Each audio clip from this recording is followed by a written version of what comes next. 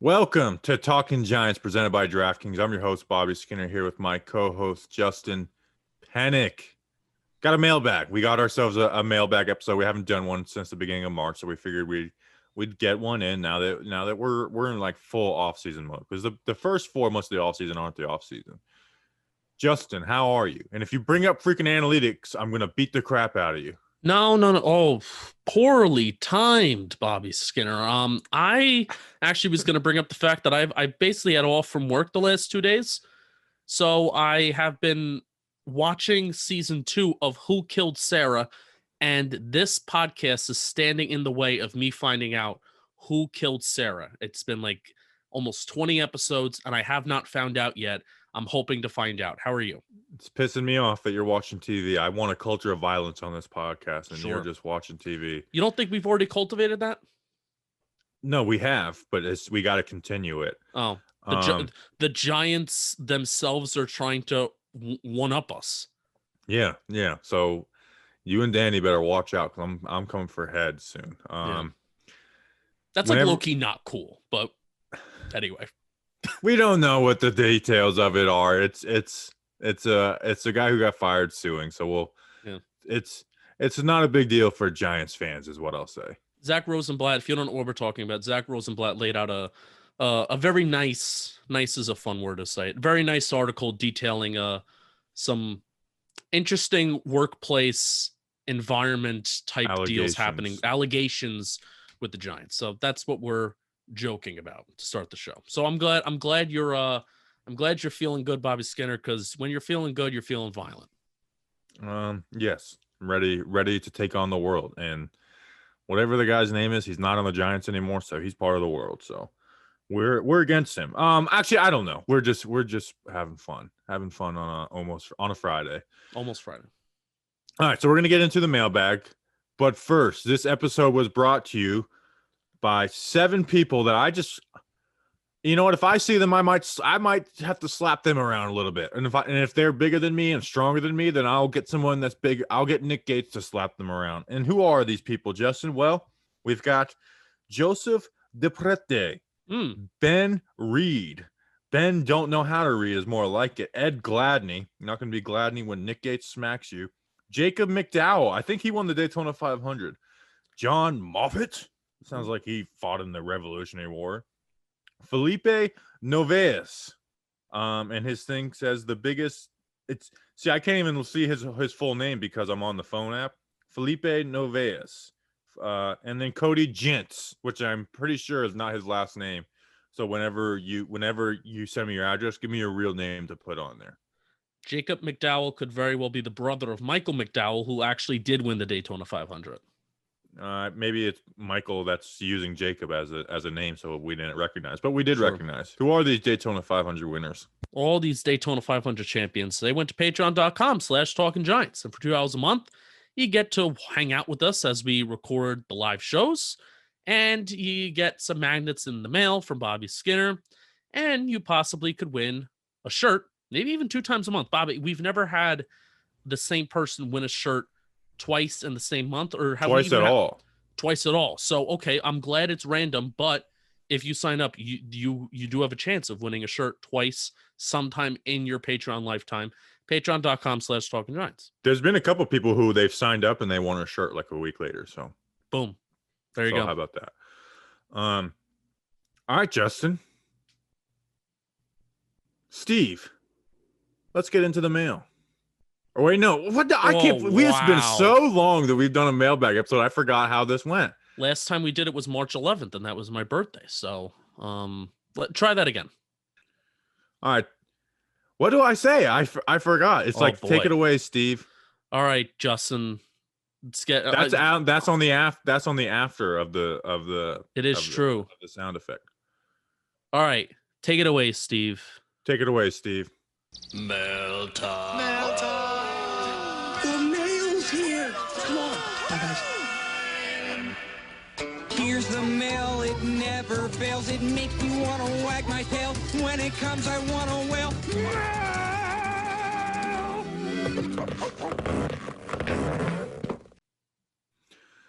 All right. Thanks, Steve from Blue's Clues. Justin, Let's get into the mail. There you go. That part I know down. I don't even know if I do like a very consistent like throw it to Steve. So, but anyways, thank you, Steve from Blues Clues. Thank you, Steve from Blues Clues. So, first question is coming from our friend Chris Mickle. What camp battles are you most excited to see? It's fun to have depth at so many spots. Keep killing this offseason. It has been a blast. Bobby, I want to hear what you have to say, and then I have a good follow-up question. So the easy this player versus this player is Darnay Holmes versus Aaron Robinson. Like that's the most clear cut. Like this player versus this player is battling for this spot. But I think it's less about a one-on-one battle and more so the outside linebacker edge group. Who are going to be the two guys that are going to get the most reps out of that position? Because it is a position that you rotate, and I do believe the Giants will rotate that position more than they do any other position. But which two guys are going to be the top dogs in that? Is Azeez Ojulari going to be that from day one? I hope and think so. How does Lorenzo Carter look coming back from injury? O'Shane Ximines, what does he look like in year 3? And then you have the other guy, you have the Carter Coughlin, Ryan Anderson, Cam Brown, like maybe even Ifedi Odenigbo is considered in that. I'm not sure exactly, but like that group, I don't know what's coming out of that. Yeah, I think right now we're all just kind of hopefully assuming that Lorenzo Carter can kind of come back and be that guy again. Probably not a guy that maybe can take 90% of the snaps to start like he was towards the beginning of 2020. Because also I would say the Giants' edge room overall is somewhat deeper than it was at the start of 2020. Even if it's not more talented overall, it's just deeper with more names, right? So, but he's coming off the Achilles injury, and how he comes off that Achilles injury can really determine the snap share and the snap breakdown of that room. So the edge room is going to be something that's going to be really fun to follow throughout camp. But here's my follow-up question to you. Do we think that there is a wide receiver 2 / wide receiver 3 battle between whether it, we'll even throw John Ross in there.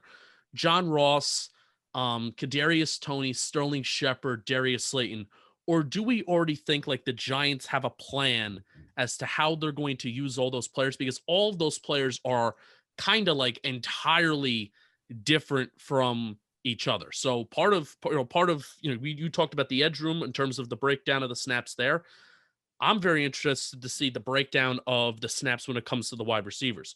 Is that a camp battle, or because all those players are so different, there's not really a battle? It's just the plan that the Giants are taking. I agree with the latter, and that's why I didn't pit wide receiver on it, because you don't have like that. You don't have that one-on-one battle where if he's taking reps in the slot, you could see Shep maybe moving. Like that would be it. Is that if they really liked him and wanted to play him 80% of the snaps right of the way, Shep would stay on the outside and Tony would play in the slot because Tony is a slot receiver. That would be it. But I do think it's like, I don't think he's just going to come in and take over Sterling Shepard on the slot and Darius Slayton will be the outside guy. So I do think there's a very like, all right, this is how we're going to do it. This is how we're going to rotate him in. Like I don't expect Kadarius Toney to come in and be getting the second most reps at wide receiver right off bat. Yeah. Maybe if he proves himself early and gets in there, but I just don't see it happening. Oh, and this is exciting because you could pretty much look at almost every single position group or, the certain spot at a position group. Offensive line, there's an interior offensive line battle happening right now, right? We hope that there's not much of a battle at right tackle. No, please. I'm not excited for that one at all, Chris Mickle. I want that to not be a battle at all. Yeah, no right tackle. We talked about the edge group and just how deep that is.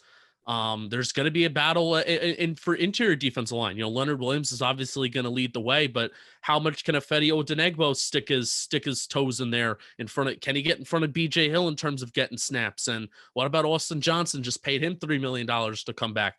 Interior linebacker, the interior linebacker 2 and 3 spot. That's going to be a fun battle. And then you even throw in a Cale Garrett in there. If that's a guy that we like and he can stick his toes in there as well. Stick his toes. I feel like that's a saying that I just made up, but it kind of works. We know what we mean. And then obviously cornerback as well. Slot corner. You kind of already talked about that. And that's the most popular one. So you pretty much look up and down. There's fun battles happening all over the place. And glad we're going to have training camp this year. Kelvin Benjamin versus Levine Toilolo. Yeah. That actually low key might be the most exciting one. Yeah. All right, Justin. Next question. Speaking of tight ends, Gazman Superstar. He asks, great offseason content again, fellas. What percentage of snaps do you expect to see Evan Engram on the field for this year? We have 57 tight ends, which is a factual statement, and options at wide receiver for big plays. Saquon coming back also. Is now the time to see what we can get for Engram? I'm guessing he means in terms of trade, while it's still in our hands, luckily not in his. So in 2020, Evan Engram played 83% of the snaps on offense. He played all 16 games. For the Vikings, Kyle Rudolph was, when him and Irv Smith were on the field at the same, or on, were both healthy and active. Rudolph was playing right around that 75%, mark, give or take, on an individual game. And then Irv Smith was playing 65%. So they were running a ton of two tight end sets with those guys. It depends who starts, but I think I'm going to say 65%. I'm going to say 65%, and that stays the same to me, even if he's the starter or the backup. 60, even if he's the starter, we have 4 wide receivers we want to get involved, so there's going to be less 2 tight end sets, even though we will use them. And I do think they're going to use a good chunk of 2 tight end sets regardless. So yeah, I don't think tight end's going to be like, this is our starting tight end, this is going to be our backup tight end. Like, if there was any position that I'm looking at for this year where it's like, oh, it's a rotation, like, rotation gets overused, but it's like there's someone who's clearly the starter. I think tight end might be the purest in that rotation sense. Yeah, no, absolutely. And earlier in the offseason, like I think in the middle of March, this is because especially after we signed Kyle Rudolph, we were asking ourselves, well, how is this going to work? So I made like this graphic where average of snaps played in weeks 1 through 8 and 9 through 17. I had this theory in my brain that the Giants kind of cut down Evan Engram's snap share and the amount of snaps that he played kind of after that Philadelphia game. And after I think they kind of found out like, hey, this guy's kind of hurting us more than he's helping. So let's reduce his snaps. They didn't reduce it as much as I thought, but nevertheless they did. Weeks 1 through 8, he played 85.8% of the snaps.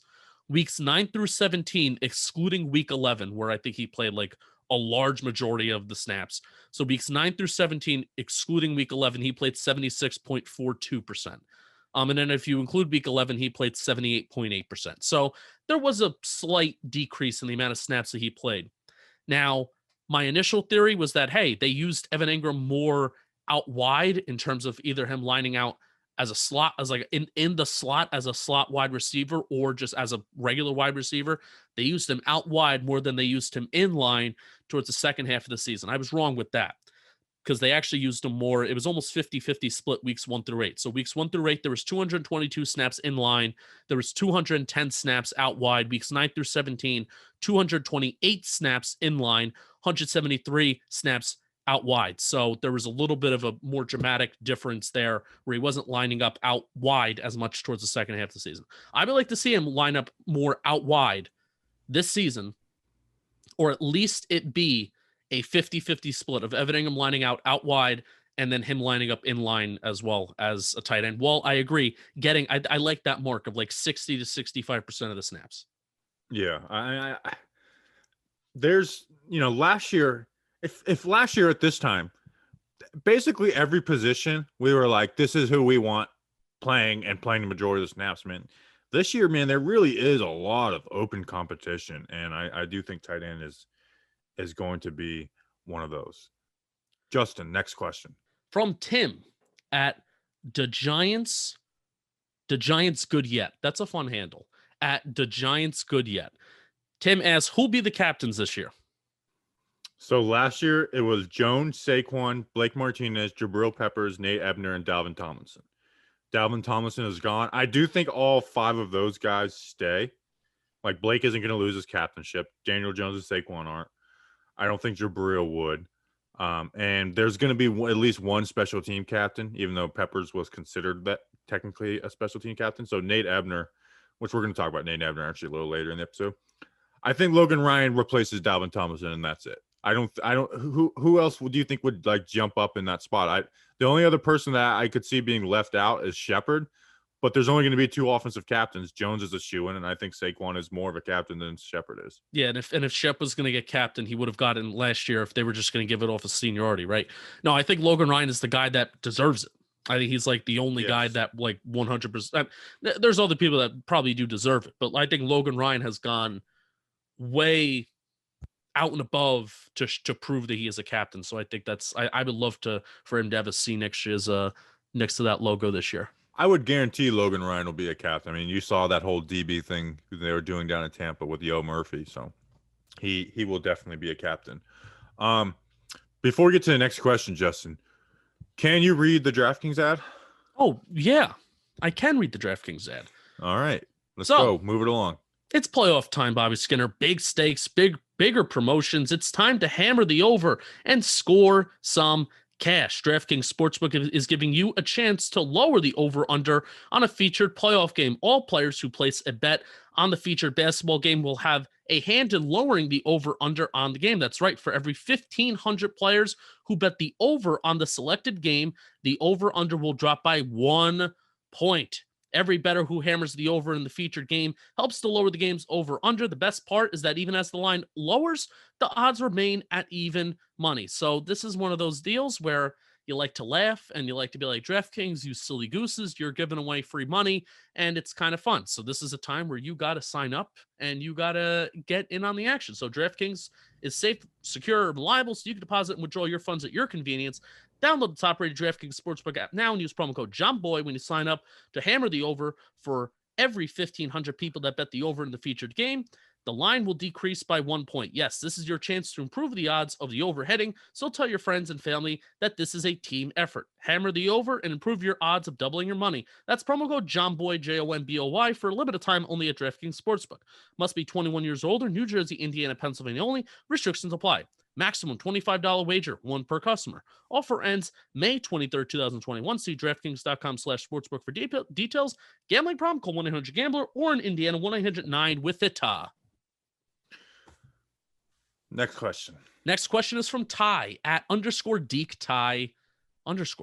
Outside of the Eagles game, which game are you guys looking forward to the most? Is it a cop-out to say week 1? You got storylines plus as week 1. It's not a cop-out because, you know, we've talked about over and over just wanting to start out 1-0. Yeah. And I think I'm just super excited for these Washington games this year. I don't know why. I'm very excited to see how Washington looks.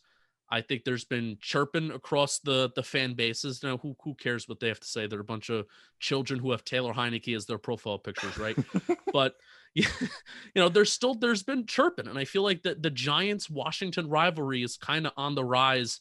You know, maybe not as much as the Eagles is, but it's on the rise. And these are 2 very good football teams. And if Washington can kind of get themselves a quarterback, these 2 teams can be in a slight window together of, you know, a couple years of competitive football, and hopefully we just keep on sweeping them and they keep on crying. So I'm excited to start out 1-0, but I also think, how cool will it be to sit back Thursday Night Football after going in Washington and then having a 10-day break where the New York Football Giants are 2-0, and no matter what, they're going to be atop the NFC East. That would be beautiful. And then we're playing the Falcons, like it At all-time home. high.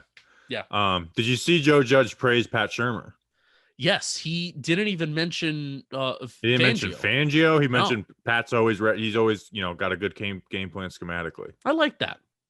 Yeah. I enjoyed that. I wonder if they've ever talked, to be honest. Like, do you think Judge and Pat have ever talked? Are they like presidents where there's a transition of power, the peaceful transition of power, and they meet? I could see that. I could see Judge and like reaching out to him and being like, well, I don't know. Tell me the how other much one you would be hated- at Bucks Monday Night Football. Yeah, at Bucks.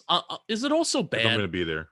Is it bad that I'm excited to play the Chiefs? Because I'm not excited to play the if Chiefs the on Monday freaking- night at all. I'm telling you, We have to.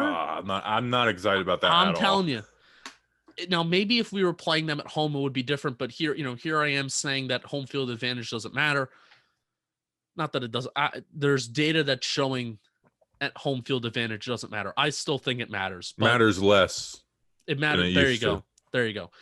I'm excited because there have been smart defensive minds, and it's similar to what Patrick Graham did against Russell Wilson. There have been smart defensive minds who have came up with good game plans against Patrick Mahomes. And basically is if you stop the vertical game, and this is not, I'm not going to act like stopping Patrick Mahomes is a very easy thing to do because it's not. But if you stop the vertical game and you force them to go 10, 11, 12 plays in a drive, it's tough. It's tough to score 7 points consistently without the big play. And that's what Patrick Graham does best. So I'm excited for the matchup. I'm especially excited because we're either going to be at a point in the season where the Giants are here and the Giants are good, or it's going to be like, we're just going to lose on Monday Night Football. That'll be it.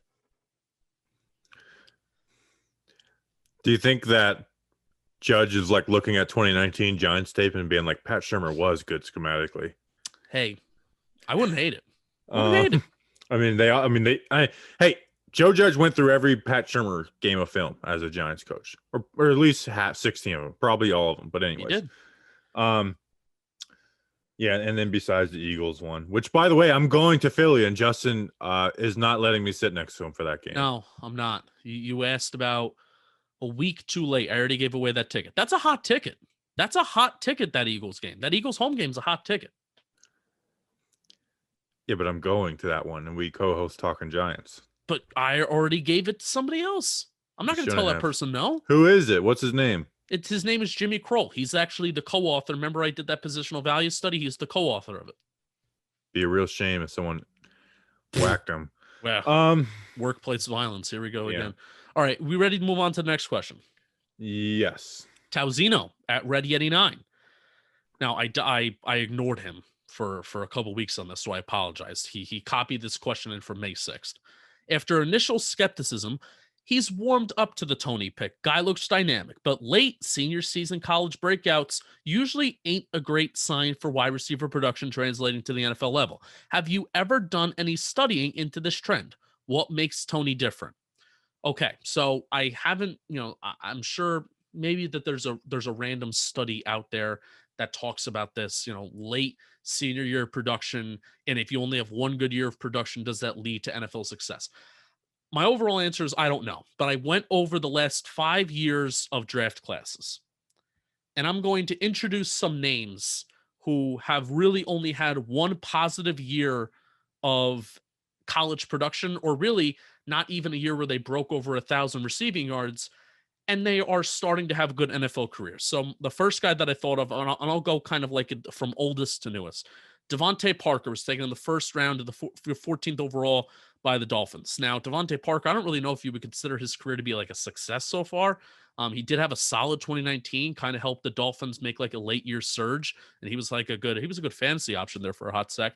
He had 2 years of 885 yards and then 855 yards his junior and his senior year. So he never had a year where he got over 1,000 receiving yards, but he was still a first round pick.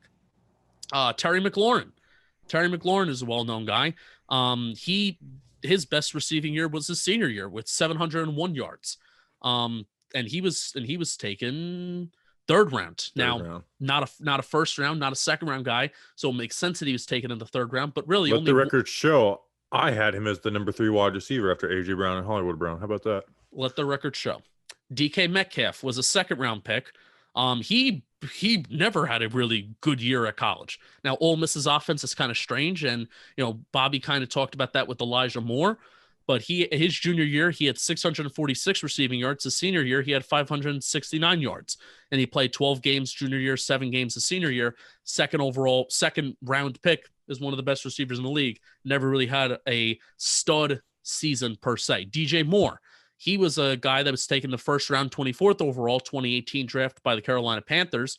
He only had 1 year at Maryland of 1,000 yards. His senior year was 1,000 yards. So I would say if there's a similar trajectory in terms of, I don't know, maybe type of player, DJ Moore's 5'11", Kadarius Toney's 6 foot. It's not common. Like even all those guys you mentioned. I mean, Tony went from like 200 yards to the 1,000 or whatever he got his senior year. The only one that I went to the top 30 receivers, like his yard wise in 2020, and Terry McLaurin was really the only one that was somewhat similar, where Terry McLaurin only had like 400 something yards And then his senior year, he had the 700 plus, which still wasn't great, but that was the one. So John Ross also only had one good year of positive production, but that's not a name that we want to bring up. no, that's not a good example. No, it's not. Well, ask the next question, and I'm going to kind of answer. I want to answer it with that question. Okay. The next question is from JR. And as I find JR Giants at junior age 14. What do you think about all these people comparing Tony to Tavon Austin, or Eagles fans trying to compare him to Jalen Reagor? I just don't think they're comparable at all. Okay, the Eagles Jalen Reagor one doesn't make any sense. That's just Eagles fans hoping that the guy we picked is a bust. So that one doesn't make sense. But I will say Tavon Austin is, like, if people want to make that comparison, it is somewhat fair. I mean, Tavon Austin was taken 8th overall. He was looked at as a similar type player. And with that, like, Kadarius Toney is not a guarantee, you know? No. And the 20th overall pick is usually not, like, expected to be a guarantee. You know, like, there's Kadarius Toney isn't like, you know, he's not, I don't think he's up there with those, you know, those other three with Waddle, Smith, and Jamar Chase. Like, I really do think, like, Toney has to be used in the right way, and he has to get better at stuff. He needs to be a more reliable route runner. He needs to get timing down. He can't, you know, like freestyle his routes at times where it's like, it's awesome that you got open, man, but your QB doesn't know when you're making that break. So Kadarius Toney is not a guarantee to be good. Now, I think he will be, and he's an exciting player. And if you use him the right way and bring him along the right way, he's going to be looked at as, you know, a steal at pick 20, but he's not a guarantee. So I do think comparing him to Tavon Austin is a fair comparison. Now, I hate player comparisons because it's like it's very rare when you have two like similar players, and it's really one of the hardest things to do. Like when me and Danny first started doing draft stuff, we were doing player comparisons, and it was like, this is hard to do. Although I really did like my Terry McLaurin, Stephon Diggs. How about that? So yeah. Anyways, Tony's not a guarantee, you know, and I don't think the expectation should be Toney for the come on the field and you know, have 900, 1,000 yards year one. Yeah. And kind of going back to Tauzino's question, and this is something Dan Schneider said, and I've kind of moved away from valuing production, but I think you draft a player, you don't draft for production. You know, Corey Davis was a guy who had 3 years of, you know, 1,400, 1,500, 1,500 yards. I mean, you know, Corey Davis had 3 years in a row where he had like insane out of this world production. And really it took Corey Davis like 4 or 5 years to really break into becoming a quality NFL wide receiver. So you draft the player, you don't draft for production. And I see Tauzino's point, and I can see how it, you know, it can be a concerning trend. You know, if there's probably more bad wide receivers in the National Football League that only had one good year of college production than the few that I just named you who had even just decent production their sophomore, junior year, then had really good production their senior year. So, yeah, rooting for you, Kadarius Toney, young Joker. Cue the freaking Giant Stories music. We're taking a break from the mailbag. All the defensive backs were in Tampa with Joe Murphy. They were on a boat. Some were even hanging out with Derek Jeter, who gets so much hate nowadays. Like when I see people making fun of Derek Jeter, I don't think there's a sports take that makes me want to slap people more. Oh, Blake Martinez was in a Pokemon tournament. He's always playing Pokemon, but this time he was in a tournament. BJ Hill was at the gun range. Bat, talking Giants versus the world. Fede Odenigbo was on the trolley, I guess, going from New Jersey to New York. Reggie Ragland was roller skating. Chad Slade was doing karaoke. Darius Slayton was at the Drifter Cars series, which is a lot of fun. My brother's friend races in that.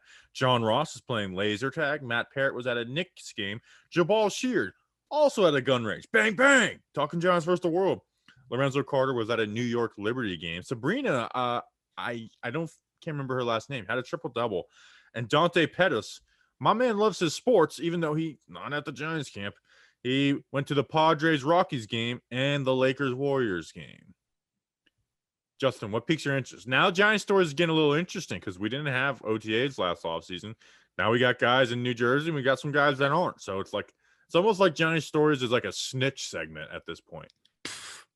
You definitely snitched on Dante Pettis, didn't you? Do we have any information on what song was it? Chad Slade singing karaoke? I don't know. It was very like muffled, and I don't know. I'm planning on possibly next week. I'm planning on doing a Friday night karaoke night. So that's. I'm surprised you do karaoke sober. Like I've done karaoke twice, and it was both like just blitzed. Oh no, I don't drink. I have a want to perform. I like to perform.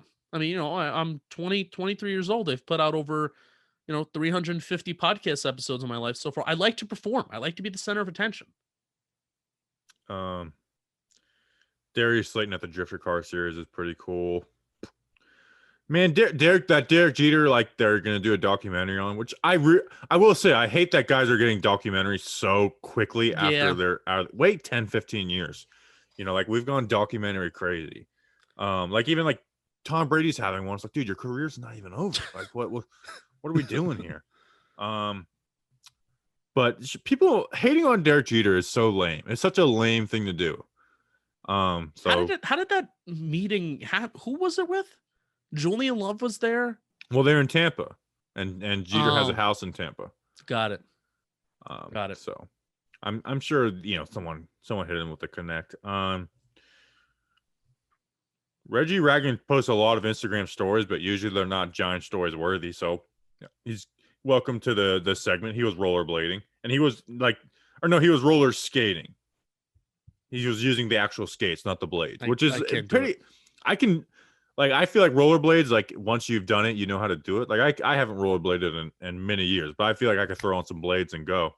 Roller skating, I will not attempt to do. I'm afraid of heights, and I'm even afraid of when I'm just standing up. What have to do with rollerblading? Well, I'm afraid of like even when I'm 6 foot, and then you add a couple more inches on there with the skates and the blades and the whatnot. So what? I'm 6'3". I'm even afraid of that. And if I'm moving fast, I'm gonna fall and break my face. And I have a face for radio, so. Yeah, that's basically it. That's it. Dante Pettis likes going to sports games. Cool. Blake Martinez likes Pokemon. Cool. All right, Justin. Next question. Well, why don't do we want to read next something? Question. Oh, okay. Next question is from Paul Nonis. Who do you think will be the surprise preseason star or stars that can crack the roster? Now, this guy isn't necessarily a guy that can crack the roster because we hope that this guy is going to be on the roster and we think that he kind of earned it. But Bobby, how fun is it going to be to see Tay Crowder running with very possible like third string guys? Is he not going to like just flat out dominate when he's running with like second, third string guys? And Why I think would Tay Crowder be running with second, third string guys? Because he could be third on the depth chart behind Ragland and Martinez. But being third at linebacker is still being second. Like that's second string, not third string, though. But if the Giants are using one linebacker sets, then he's the only one out there. Yeah, in preseason, I don't see them doing that a ton. Well, no, I'm just. You really ruined it. That was Tay Crowder. Tay Crowder's your guy, and I think he's going to really start. So you're disrespecting him. You're disrespecting Tay Crowder. Starting? I think he's a starter. I think they're going to put him behind Ragland. I think they're going to switch. I think they're going to put him behind Ragland, and then Ragland's going to be behind him. So you think Tay Crowder's starting? Well, I think for half the preseason he may start, then the other half of the preseason he won't. And then there's only 3 preseason games, so one of those games Martinez is going to play, you would think, a quarter. So there's going to be a game where Crowder's going to be out there the third and the fourth quarter. And I'm saying, how awesome is it going to be to see him running around just dominating guys that have no clue? And because we didn't get a chance to see that last year, because it would have been awesome last year. Oh yeah, people would have fell in love with Tay Crowder in the preseason last year. You just really I thought of that question. I'm like, oh, Bobby's gonna love this. He's gonna be like, oh, I can't wait to see Tay Crowder dominating in the third quarter of a preseason game. It's not gonna be fair, and then you just crapped on it. But I don't want. It's like asking. It's like saying like wanting to watch like Kyrie go against like G leaguers. Like I don't want to watch that. I want to see guys that are trying to make like. So my answer is at that same position. It'd be one, Cale Garrett. We talked about him a ton last week, so I won't bring him up. Kyle Murphy. I want to see what Kyle Murphy looks like in the freaking offensive line. I I want to be able to watch Kyle Murphy play against NFL players. So Kyle Murphy would be my question, my answer. Anything else? No, I'm still mad at you. No, Well, I'm not excited to see Tate Crowder play against backups. He's a starting level player. I'm excited to see a Raymond Johnson. Yeah, that's actually a good one. That's a good one. That's one I didn't think of. How about that? There you go. You sure you're not excited to watch Leonard Williams play against seconds? All right, I'll stop. And speaking of stopping, how about we stop smoking? Yes. Stop smoking. Lucy Nicotine is a company founded by Caltech scientists and former smokers looking for a better and cleaner nicotine alternative. Finally, tobacco alternatives that don't suck. Like watching Tate Crowder play against third stringers. Like, that sucks. That's boring. Researchers and research and developed for 3 years to be made for people, not patients. Lucy has created nicotine gum with 4 milligrams of nicotine that comes in 3 flavors: wintergreen, cinnamon, pomegranate. Those are beautiful flavors. Lucy also has lozenge. Are we sure that's it? Yes, I got it right. Lozenge with 4 milligrams of nicotine and cherry ice, mint, and citrus flavors. Each and every flavor actually tastes great. And it's convenient and discreet. Products can be enjoyed anywhere on flights, at work. You can't smoke on a flight. You can do this stuff on a flight. How about that? At work, you can't smoke at work if you're inside. You could smack somebody around the Giants locker room, but on the go, or even at the gym, you can't smoke at the gym. You can do this at the gym. So there's even more reasons to do this. I used to smoke. My dog died of smoking. So true. Having this stuff really would help your life. I know we all know a smoker. And this is the generation that's stopping cigarettes. So let's stop these dang old cigarettes and get onto this gum and these lozenges. Replace your dessert with the cinnamon flavored Lucy gum. Very good. Very perfect. It's 2021. Or have your dessert and have a Lucy gum afterwards. Twice the dessert. It's 2021. Get rid of your cigarettes. Smoking Woody, I'm talking to you. Unplug your vape, throw out your dip, and get some Lucy nicotine gum or lozenges. This is the real deal. A subscription to Lucy comes directly to your door each month. It's so simple, and you don't have to leave your house because Lucy has delivery down. Talking Giants listeners, go to lucy.co and use promo code Giants to get 20% off all products on your first order, including gum or lozenge. That's lucy.co and use promo code Giants at checkout. Also, I have to give this disclaimer. Warning, this product contains nicotine derived from tobacco. Nicotine is an addictive chemical. Lucy.co and be sure to use promo code Giants. Gambling problem? Call 1-800-GAMBLER. Nope. Or in Indiana, 1-800-9-WITH-IT. Wrong disclaimer. So next question, Bobby. Speaking of things that want to make us smoke, we have a Jason Garrett question. Giants page, do you have faith in Jason Garrett to get our team fast, big play drives to get points quick? Quick answer, no. Faith, no. Optimism, we'll yes. But you have stats. I want to hear your stats. All right. So basically what I wanted to do is I wanted to look at year by year over the last 5 years before Jason Garrett was the offensive coordinator with the Giants. Now, he was not the play caller in Dallas the last 5 years because he stopped the play calling duties in 2014, I believe. But it was still his offense, and it was still kind of like his overall blueprint. So, Cowboys offensive explosive play rankings by year. Remember, a passing explosive play is considered here a passing play of 15 or more yards, and a rushing explosive play is considered a rushing play of 10 or more yards. So, 2016, overall, they had a ranking of 8th. The pass offense was 20th. The run offense was 3rd. And that's pretty much a common theme of every single year that I'm about to read besides 2019. The run offense is more explosive than the pass offense. So 2017 overall was 19th. The pass was 27th. The run was top 10. 2018, the overall explosive play ranking was 17th. And then 2019, when Kellen Moore came around, ironically enough, it went up to 4th. 2019, they had the 4th most explosive offense in National Football League, 5th in the pass, 5th against the run. So not extremely encouraging when we're looking at the rankings from the pass, especially in 2016. I found that to be surprising. because I know that was a year that Dak, it was his rookie year, but it was also a year that Dak was healthy. And I know they might have. Dak was very conservative that year too. Yeah. So, but the run offense was very explosive, and overall it led to a top 10 explosive offense, which that's certainly, if the Giants finish the year, I may not even care how it ends. If the Giants end the year as a top 10 most explosive offense, I'm cool with it.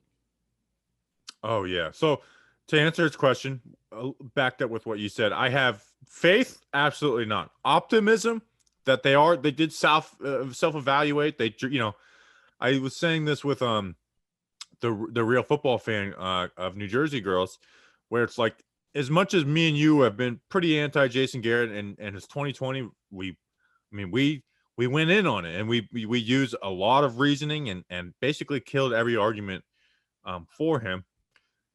Even with all that, he's not an idiot. You know what I mean? So, like, they didn't draft Kadarius Toney and like, okay, this guy, you just line him up as slot and have him run curl routes and stick and, whip routes. Like, they know that they have to use him differently. So I am optimistic, but I don't have faith in it.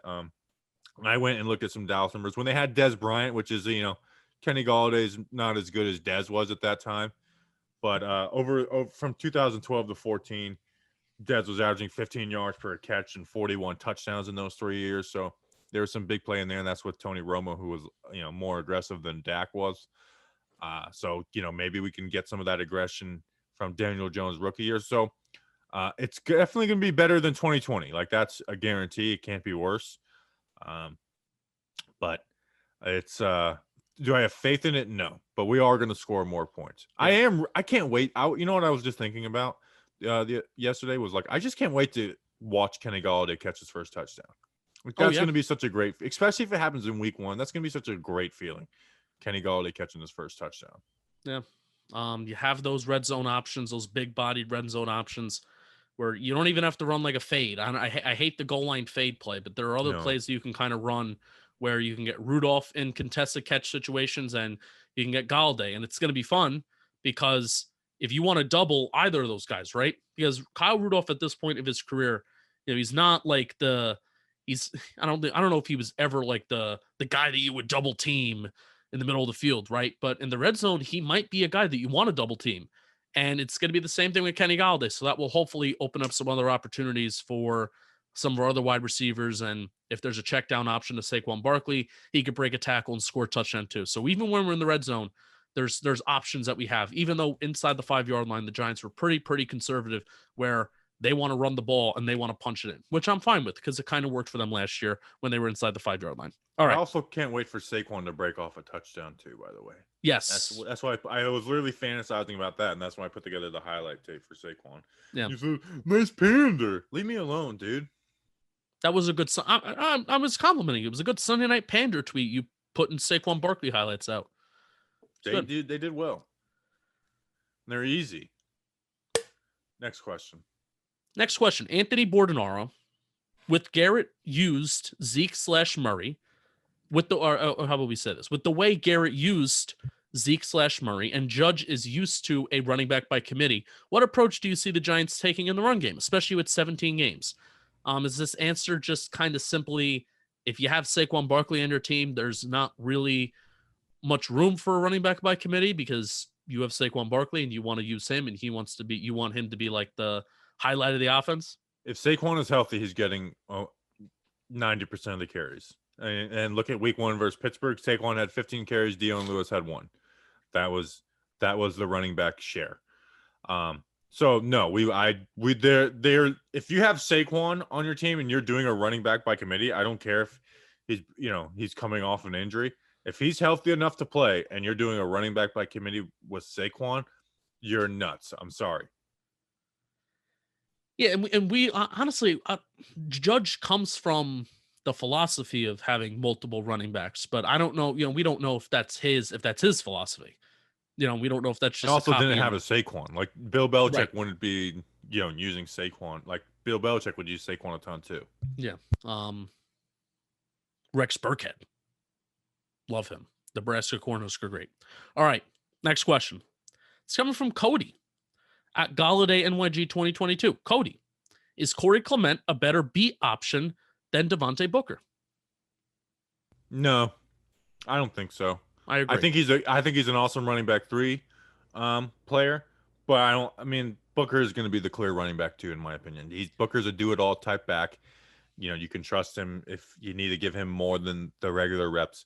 I'm pretty confident Devontae Booker, someone who can block, receive, and run well, will be the backup running back. Yeah, we also don't even know if Clement's going to make the team. If they want to have a running back 3 for special teams purposes, in a way, I would rather them keep Brightwell because Brightwell can possibly be here for 4 years, but Brightwell's also a guy that you could store and stash on the practice squad, and his protected years will still be here.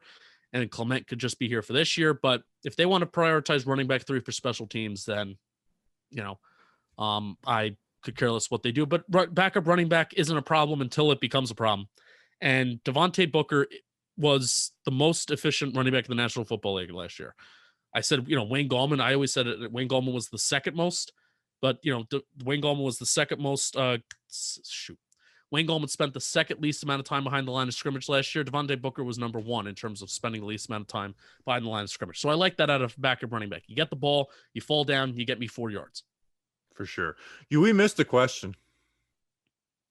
I did. The last second one we put in that wasn't responding to the mailbag tweet, but I put all right, it then. In and embedded Then it. it was your responsibility to remember that. So let's ask it now. Are you sure it was my responsibility? I said I'm not writing it down. You have to remember this because I made my post-it notes and there's no room for me to add anything. Daggone it. All right, it is. I've never read a mailbag question. Never okay. In the history of Talking Giants. We're almost 300 episodes in. No. Are we doing anything for episode 300? Yeah, we're gonna have an episode. You're really poo-pooing on me today. I just DM'd it to you. I don't know what. Let's see. When is episode 300 gonna be? Let's see. So what episode is this? 296. So it'd be the first episode of June. I don't know. Maybe we'll do something with Danny King. David Weissman asks, Bobby, for Mailbag, particularly for you, what current players would you like to interview next if you have a chance to? Darius Slayton. I think Darius Slayton is a pretty funny guy. I think he'd be a cool hang. I think he gets it. I think he's entertaining. And I think he's a good player too. So Darius Slayton would be it for me. We know we can get a connection. We'll talk to him about cars and stuff. The other one, I wouldn't want to do it now. I would want to wait and see if he had a good year this year. So he's like in better, standing with the fan base. It'd be Will Hernandez. He'd be another one that would be fun. He's actually did an interview with our guys at Zona Gigantes, who are going to be doing another Hablando Gigantes next week. Plug. Logan Ryan, number 1, because I think he would just be a good interview no matter what. Even if we didn't know Logan Ryan that well, Logan Ryan's just always a good interview. Here's the thing. Logan Ryan would be an interview that our listeners would love, but I wouldn't. I would. Why? You're a bad guy. I just think it'd be like, wow, this guy's inspirational football. This guy's really, You don't like inspirational, inspiring stories. Yeah, I want to hear funny stories and stuff that's funny. Where he's like, we are a team and we believe and we are brother. He is very he's Mr. Perfect. I don't want to talk to Mr. Perfect. Because we already have one person who's perfect on this show. The second person would be Leonard Williams. I would love to talk to Leonard Williams. Yeah, Leonard Williams would be a fun one. Yeah. Because also, big ego statement, he has to, and good for him if he doesn't, he has to know who supports him, or more importantly, who has hated him. Yeah. He's also someone. Who do you think is just besides Daniel Jones is just totally unplugged from social media? I think Leonard could be one of those because he does live a pretty nice life. Yeah. He was a top 5 pick who got a lot of hate from Jets fans and then Giants fans immediately. I could see him just totally unplugging from it. But he's also on Instagram a lot too. So that kind of is counterintuitive. I'm trying to think what Giants is just Kelvin Benjamin, I went and looked at his Twitter. He went and he like stopped using it in like 2017. He's like, Yeah. I don't need this in my life. I know Saquon. Saquon checks it. Saquon checks it. Oh yeah, Saquon's on Instagram. He's a liker of posts.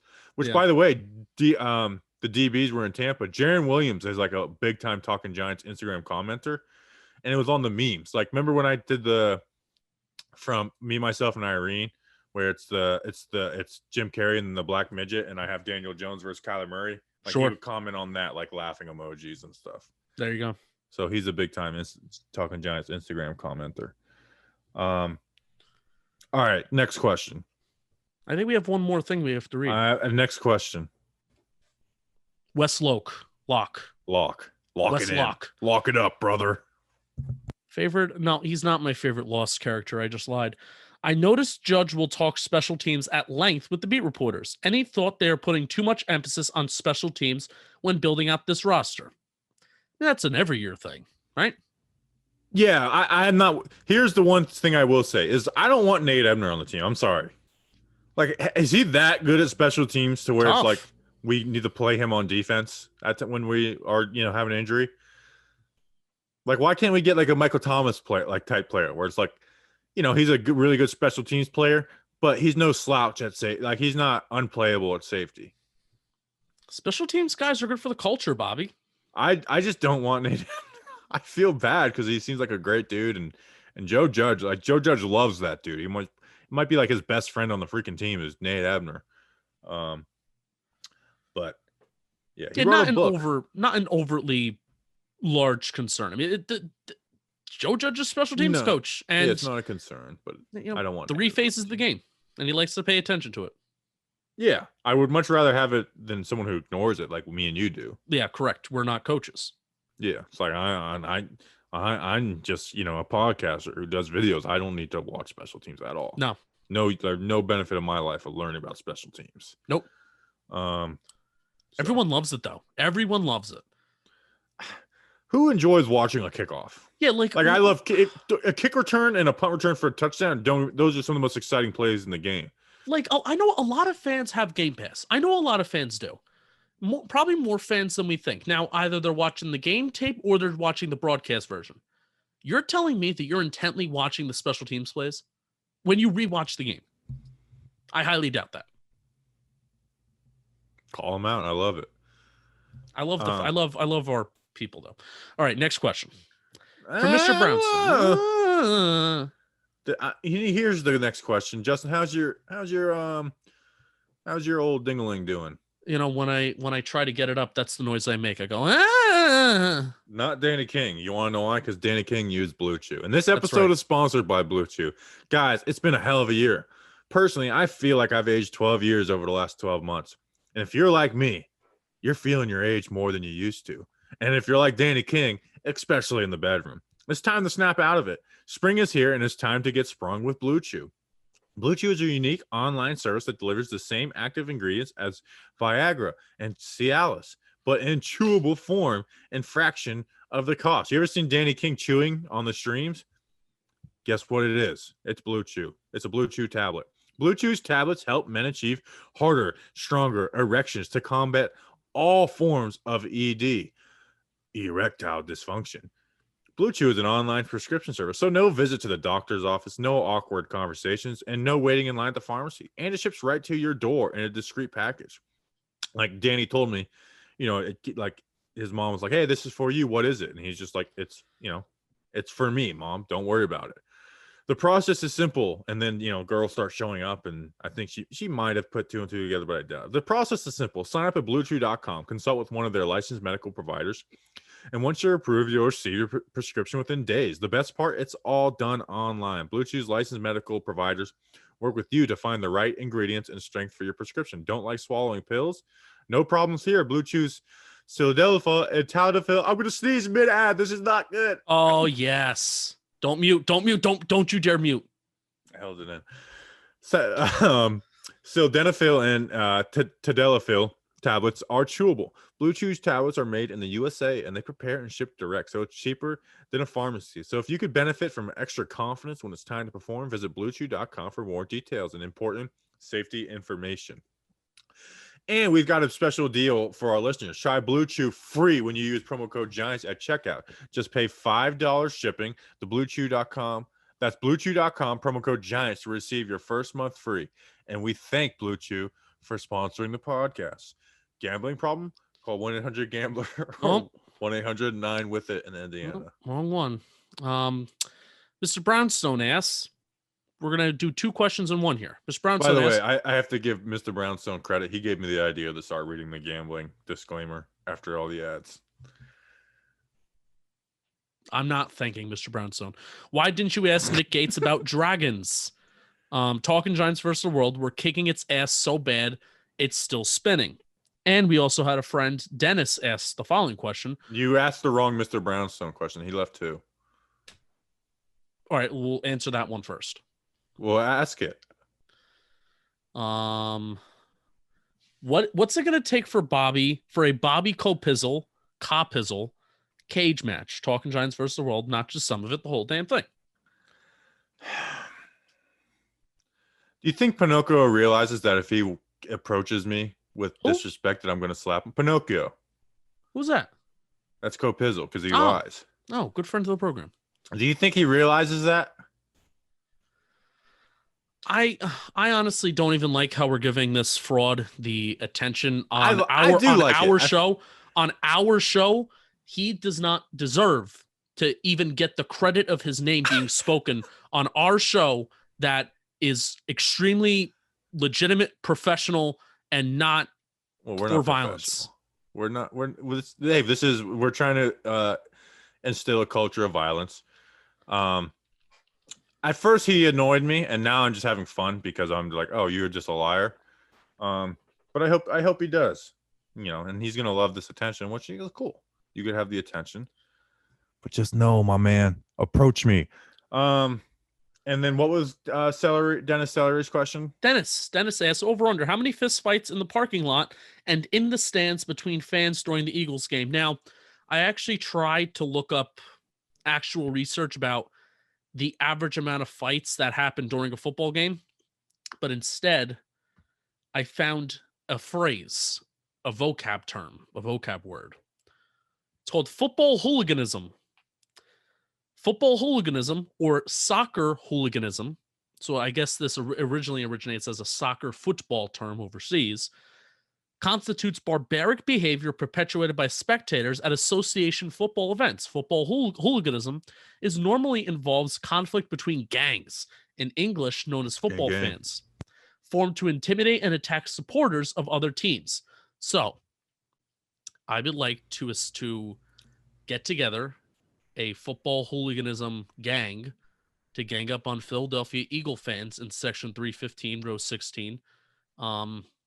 Just Section 315 in general. I will be gathering that football hooliganism gang throughout the season, so we will attack Week 12. Culture of violence, baby.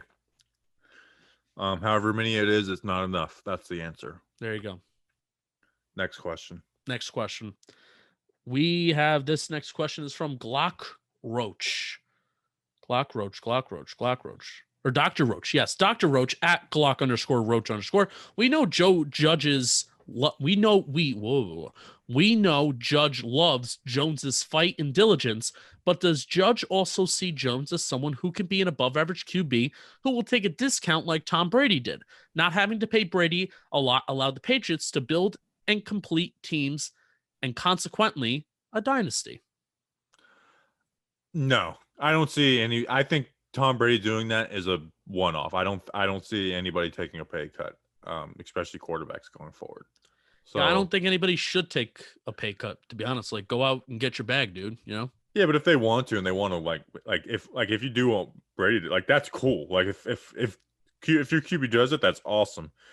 But also, it's like, this is a business. The team's not going to take any pay cuts to help you. They're not going to bring on extra money to help you personally, just to help you out with your thing. So yeah. So I'm not mad. But it would be if Danger Jones did that, that would be awesome. We would be goo goo gaga over that if he did that on the next podcast. I'd take him out for a nice dinner at Olive Garden.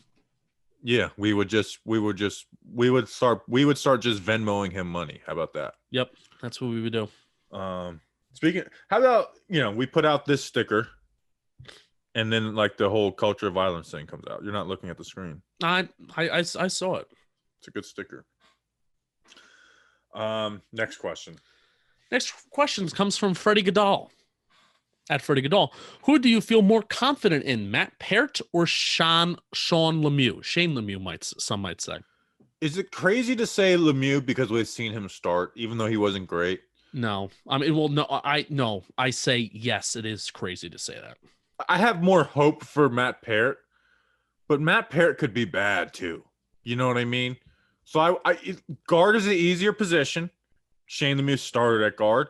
He had some bad reps, but your bad reps can be a little hidden at guard, and he is a good run defender. So I'm going to say Shane Lemieux. How about that? I'm going to go with I'm having more confidence in the guy that I have not seen yet. But also here, I mean, you have to consider this too. Matt Peart has the athleticism to be that tackle, right? Shane Lemieux not only showed that, I mean, he has, Shane Lemieux is pretty good in the run game, but he was one of the worst guards in the National Football League in terms of being a pass blocker, right? So the fact that that happened, it's kind of like makes me nervous. Yeah. And Peart was drafted in the third round. That's also the thing too. Peart was drafted in the third round, and there's a very big difference in somebody being drafted in the third round, somebody being drafted in the fifth round. Yeah, I mean, Peart can be like an awesome tackle where I don't think Shane Lemieux will ever be an awesome guard. I think he can be a pretty good guard. I don't think he'll ever be great, where Peart could be. But just confidence-wise, man, like I am biting my nails of like what Matt Peart's going to look like at week 1. Starting a full game, a team prepping for him, which is never happened. Like we've never seen it. We've seen him play spot reps where a team didn't prepare for him. And, and like, I mean, you saw Andrew Thomas first, Bud Dupree, he was awesome. They saw that he was oversetting, and the next, 4 or 5 weeks were bad for him. So and you can be embarrassed a lot easier at tackle than you can guard. And I think that has a lot to do with it too. All right. Eli Wortman. At Eli Wortman, do you think we drafted Kadarius Toney because when we cut Golden Tate, we lost our emergency quarterback and we need a new one, and Toney played quarterback in high school? This is a good question. Remember Golden Tate's April Fool's joke being like, I'm going to play QB? Was it this year's April Fool's joke? I think so, because he had like a picture of him throwing a pass with the Giants. I also love how Golden Tate he recently posted a picture, I think to his like Instagram story, something like that. I'm so excited for 2021. And he posted it like as a Giant, like running out with the team or something like that. Like, dude, like, we broke up. You're an ex now. Goodbye. He's probably done in the league. Someone will bring him in the camp. Yeah. What if the Giants brought him in as a rookie tryout? That would actually be kind of funny. A rookie tryout? That can't happen. Well, like a rookie camp tryout, like Kelvin Benjamin. I wouldn't like that. That would be pretty funny. I would actually think that. I would like him to come in and then get suspended again. I think that would be funny.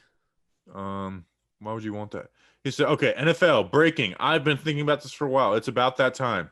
Yak King to QB King, and then it's a picture of him throwing a football. Oh, it's a video. Oh, and it's the clip of him throwing the ball.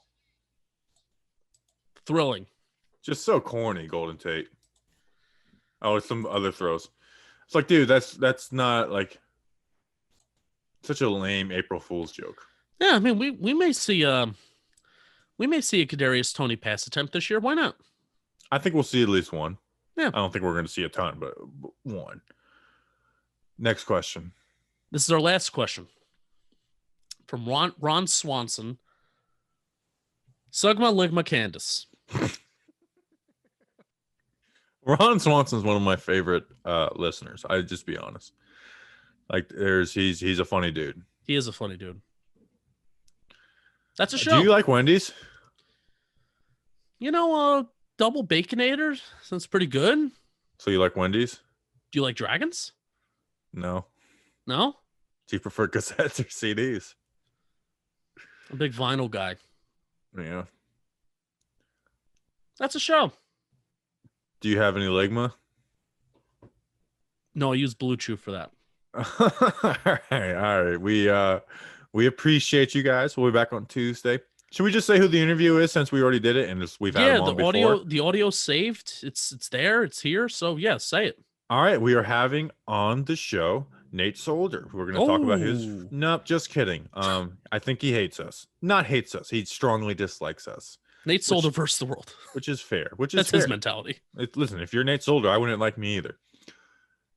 We appreciate you guys. License plate guy on Tuesday. We talked to him for over an hour, so we will see you then. But until then, let's go Big Blue.